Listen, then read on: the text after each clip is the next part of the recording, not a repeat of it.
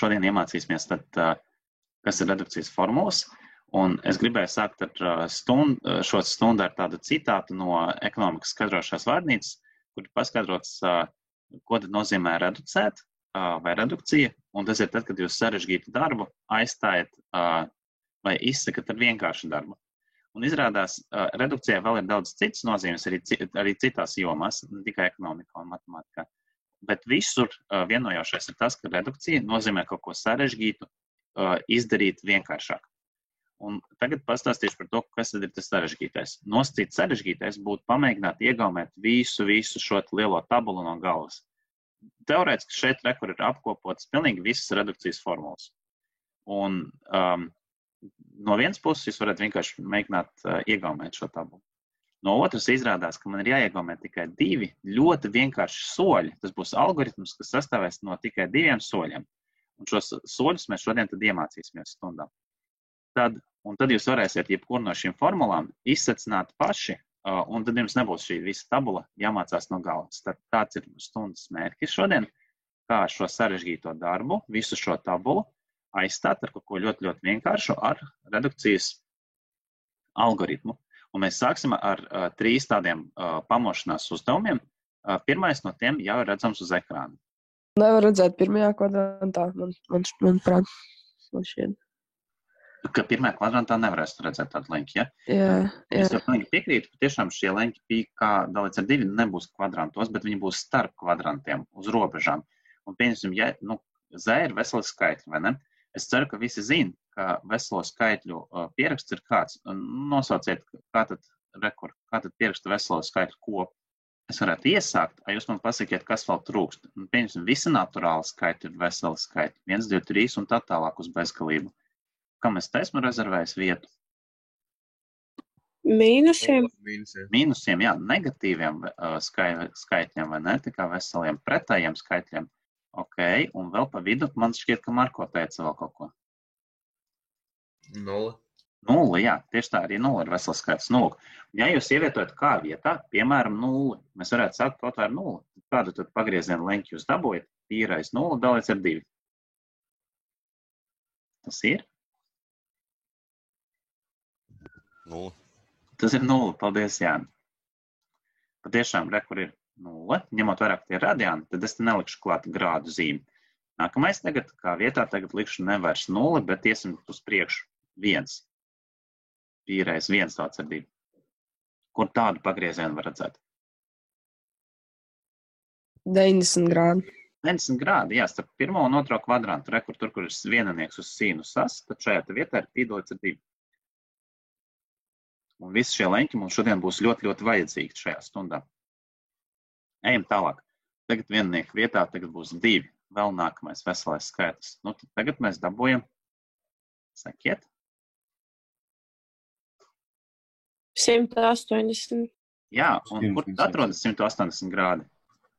Starp 2 un 3. 2. un 3. Jā, tieši tā. Pareizi, te, kur tas mīnus viennieks uz kosinus as. Šeit ir pi, jeb 180 grādi, jā. Tā ir ļoti laba ideja. Es varētu pierakstīt arī iekavās arī grādos, tāpēc, ka dažos uzdevumos mums būs arī grādos izteikts leņķis. Līdz ar to, es domāju, tas, ko Kristiāna tikko teica, ka tie ir 180 grādi, vajag labai domu. Jā, pierakstīsim klāt. Ok, ejam tālāk. Tagad divnieku vietā ir 3.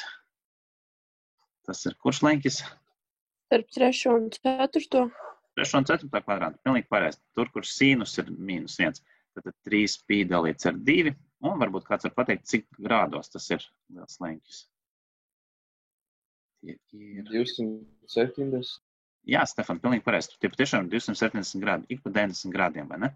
Un pēc pēdējais leņķis, kas mums būs vajadzīgs šodienas stundā, ir tad, kad mēs kā aizstājam ar 4, un tad izveidojas, kas tad izveidojas? Viens pagrieziens nekā 360 grādi. Izveidos pagrieziens par 360 grādiem, vizuāli tēlā ar šādu te bultiņu, ja? Un šis pagrieziens savā ziņā sakrīt ar 0 grādiem vai ar 0 radiāniem, un tad tas 2 pi atrodas tieši turpat, vai arī, kā man tikko teica priekšā, tie ir arī 360 grādi. Nu, varēja paskatīties brīnišķīgi, esam tikuši galā ar pirmo uzdevumu, tad tas mums būs vajadzīgs šodienas stundām. Otra lieta, kas mums būs vajadzīga, ir sekojoša.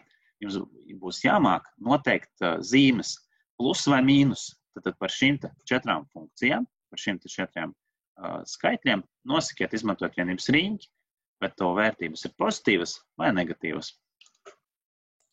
Vienkārši atrodot, kurā kvadrantā atrodas šie leņķi. Labi, pieņemsim kosinu 60 grādiem. 60 grādi atrodas pirmajā kvadrantā. Kā tas palīdzēja? Pirmajā kvadrantā viņas atrodas, tad visas vērtības kosinus un ir pozitīvas. Jā, un zini, kas ir? Patiesībā pirmajā kvadrantā pilnīgi visas 4 funkcijas ir pozitīvas. Līdz ar to, ja jums ir pirmā kvadranta pagrieziens, tad jūs uzreiz varat automātiski teikt, ka tas ir lielāks par 0, vai arī rakstīt klāt plusa zīmi. Šādā veidā. Ejam tālāk. Varbūt tu vari pie reizes tad arī pastāstīt 140 grādiem. 40 grādi ir otrajā kvadrantā, un kā ir ar sinus? Otrajā kvadrantā sinus ir pozitīvs un kosinus negatīvs.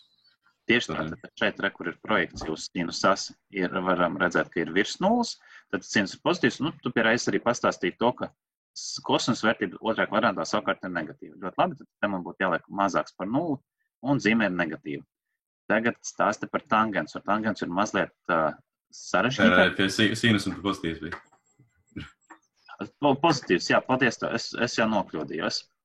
Paldies. Jā, tiešām, lielāks par 0. Un arī pozitīvs.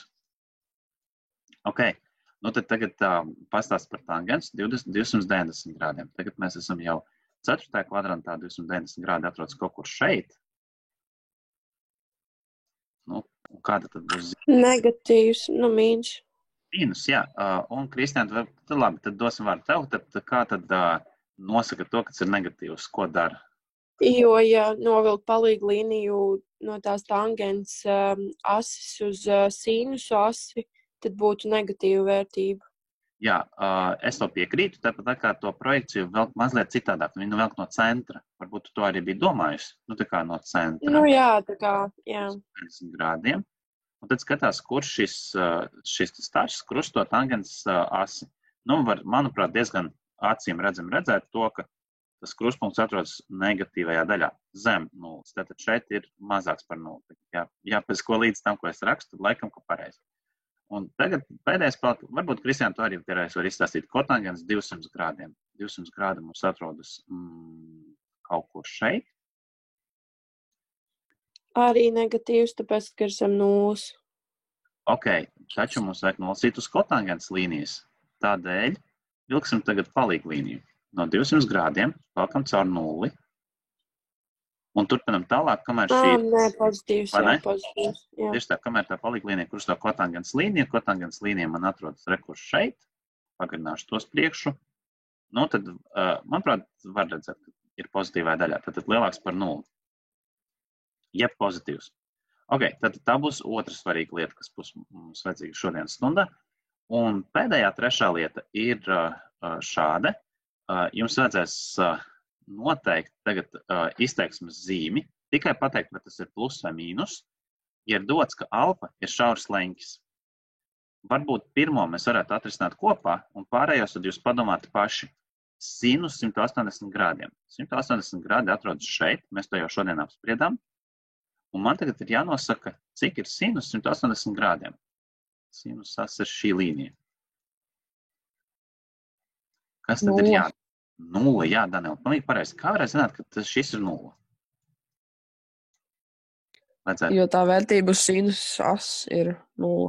Jā, ja mēs projicējam 180 grādu pagriezienu perpendikulāri sinus asī, te jāveidojas taisnam leņķim, tas var redzēt, ka uz sinus as tajā brīdī ir 0. Pieņemsim, ja man būtu, tur kaut kādi 150 grādi, un es 150 grādus projicētu, tad tie savukārt projicētos pretī vienai pusē. Jā, tā kā tādā veidā. Kāpēc es par tiem 150 grādiem ieminējos, to jūs droši vien pamanīsiet pēc maza mirklīša, risinot nākamos jautājumus. Pozitīvs ir tāpēc, ka, tur bija dots, ka alfa ir šaurs leņķis. Jūs pie tā esat, jā, atājos. Es pie C jau biju. Ok, tad tu mums C, piemēram, pastāstīsi sarunās. Tad, bet Daniela pabeidz savu domu. Jā, un tad sanāk, ka no 180 grādiem, piemēram, atņemtu tos 89, kas ir šaurs leņķis. Ok. Tad sanāk, kad ir otrajā kvadrantā. Un ja ir otrajā kvadrantā, tad sinus vērtības ir pozitīvas. Pilnīgi pareizi. Tad alfas vietā var būt pilnīgi jebkāds šaurs leņķis, lai kādu šauru leņķus atņemtu, vienalga šis rezultāts 180 minus alfa būs uz šīta loka, būs šajās robežās kaut kur otrajā kvadrantā. Un, kā jau Danela pareizi tikko minēja, tad jebkurš otrā kvadranta pagrieziens sinusam, jā, tad ir pozitīvs. Ļoti labi.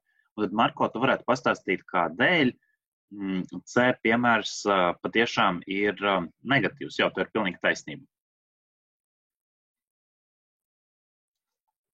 Jā, tāpēc, kad tangents 270 ir starp 3. un 4. kvadrantu, un ja viņam pieskaita kaut ko klāt, viņš būs 4. kvadrantā, un tad, ja no vidus vēl kaut kur 4. kvadrantā, būs negatīvs. Pilnīgi pareizi, jā. Paldies tev. Tad, kā jau mēs iesākām šodienas stundas sākumā, 270 grādi atrodas šeit, kā tu pareizi tikko minēji, pieskaitot pagriezienu. Atceramies, ka pieskaitīšana strādā pret pulkstņa rādītāju. Tā kā pieskaitīt alfa, tas nozīmē virzīties pret pulksteni, tad plus alfa ir uz to pusi. Un pieskaitot alfa var būt pilnīgi jebkāds šaurs leņķis. Pieņemsim, es varu alfa uzskatīt par šī tik platu leņķi. Tas ir manā ziņā. Un tad es redzu, ka projekcija uz tangensas, tagad man ir jāzina, ka tangensas ir šī te, vertikālā līnija, pieskara vienības riņķim. Šeit ir negatīva vērtība. Ok, un pēdējais palika kosinus 90 grādi plus alfa, kurš vēlas par to parunāt. Tur vajadzētu sanākt arī negatīvam. Kas var to argumentēt? Tas tā ir.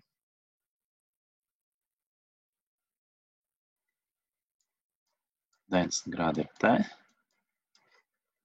Un mēs pieskaitam leņķi alfa. Jo atradīsies otrajā kvadrantā. Pilnīgi pareizi, jā, tad, ja no 90 grādiem paiet pret pulkstņa rādītāju virzienam pār šauru leņķi, tad mēs atkal tiekam uz tā pašā zaļā loka, taču kosinus no otrā kvadranta pagriezieniem, jebkurš šis leņķis, lai kuru mēs izvēlētos, vienmēr sanāk negatīvs, tāpēc ir mazāks par 0. Ok, šie bija 3 ievada jautājumi, kas mums palīdzēs labāk saprast, kā strādā redukcija. Un šobrīd es aicināšu jūs ierakstīt savu klādē redukcijas 2 soļus. Tātad redukcijas algoritms, kā jūs minēju, sastāv tikai no 2 soļiem. Kur ir abi rakstīti.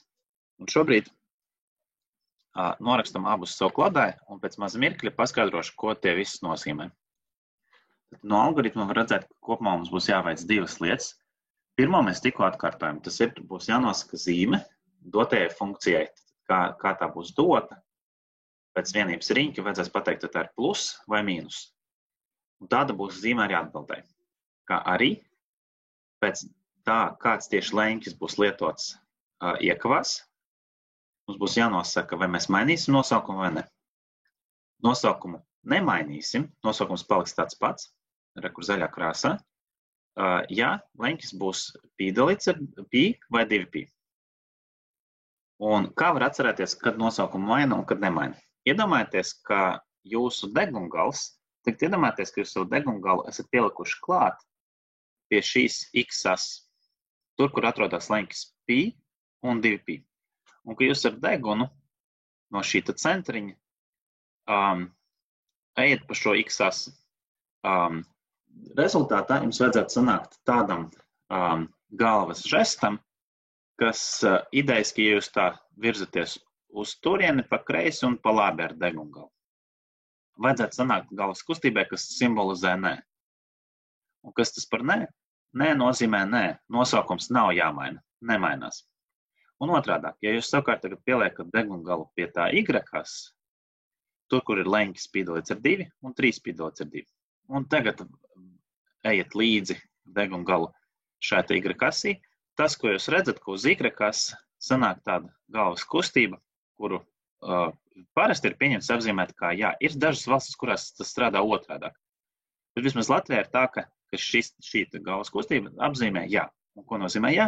Jā, nosaukums ir jāmaina. Un tad, kad nosaukums būs jāmaina, tad sinus mainīsies uz kosinus, vai kosinus atpakaļ uz sinus, un tangens mainīsies uz kotangens. Tagad tik tālu tas bija tāds teoretisks pastāsts par to, kā tas strādā, bet šobrīd mēģināsim vienu piemēru atrisināt vispirms kopā. Tagad pirmajā piemērā visu mēģināšu skaidrot, kā tas strādā. Tad pieņemsim, ja jums ir jāpārveido pēc redukcijas formulas, uzdevums varētu skanēt tā vienkāršo. Tad aicināšu jūs arī pierakstīt klādē. Tad, kas tad ir jādara? Vienkāršo tangens pīdalīts ar 2 plus alfa.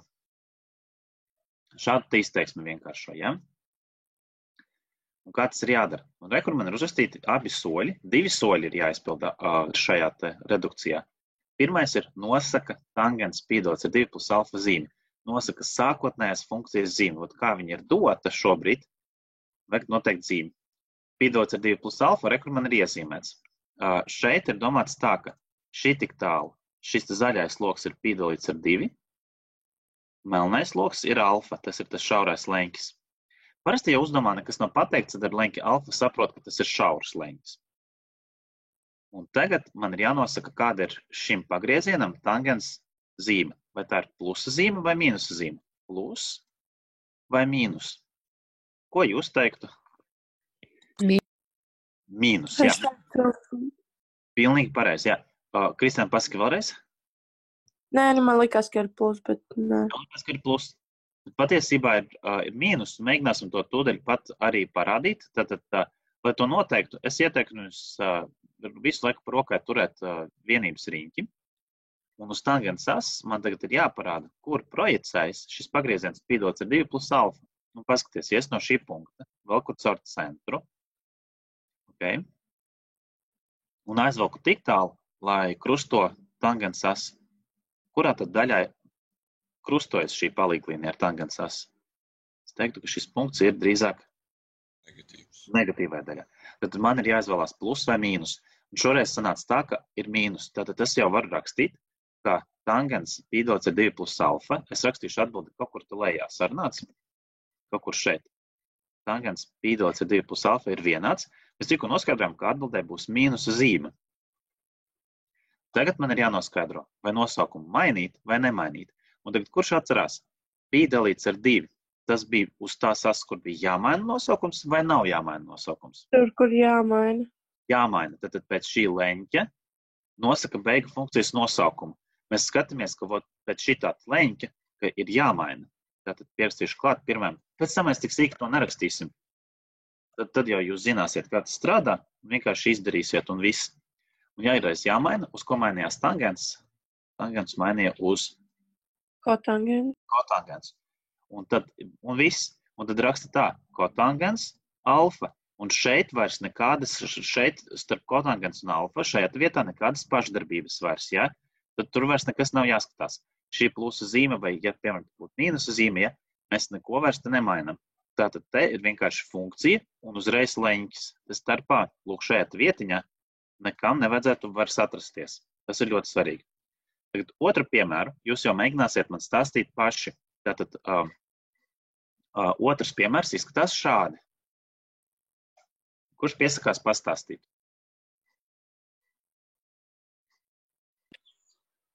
Mainīsies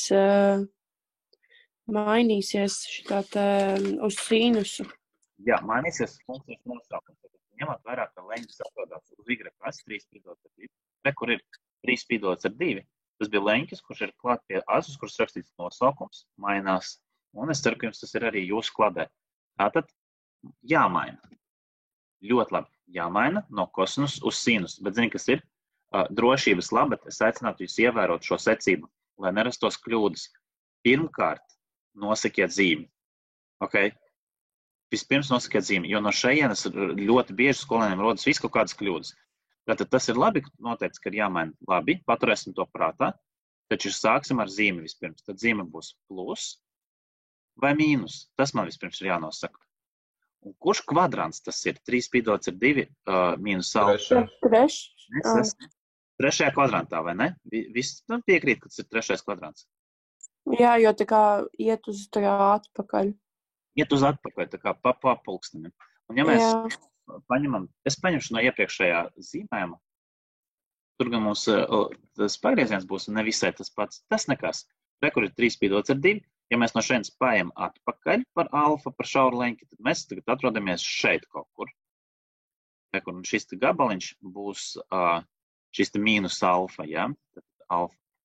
Un šim pagriezienam, ja mēs viņu projicējam uz kosinus asi, zīme būs kāda? Negatīva. negatīva. Tāpēc es aicinātu jūs vienmēr tomēr redukcijā sākt ar zīmi, negatīva zīme, un kad jūs esat izlēmuši, kura zīme tā ir, plus vai mīnus, tikai tad domāt par to, ko darīt ar funkcijas nosaukumu. Un Kristiāna mums jau pirmīt jau teica, ka nosaukums būs jāmaina, līdz ar to atbildē man būs jāraksta sīnus, un šeit atkal pievēršam uzmanību, ka starp sīnus un alfa starpā nekas nav. Jā, tā kā šeit neko nevajag vairs, jā? Tad ne kaut kāda mīnusu zīme, neko. Mēs jau šo zīmi mēs jau esam ņēmuši vērā. Un tagad man ir sagatavots piemērs, kuru jūs jau pamēģināsiet paši atrisināt. Tas ir, lūk, šis. Tad atcerēsimies, ka vispirms jānosaka zīme. Tas ir tāds ieteikums, labāk tā noteikti dariet. Tā jums būs mazāk kļūda.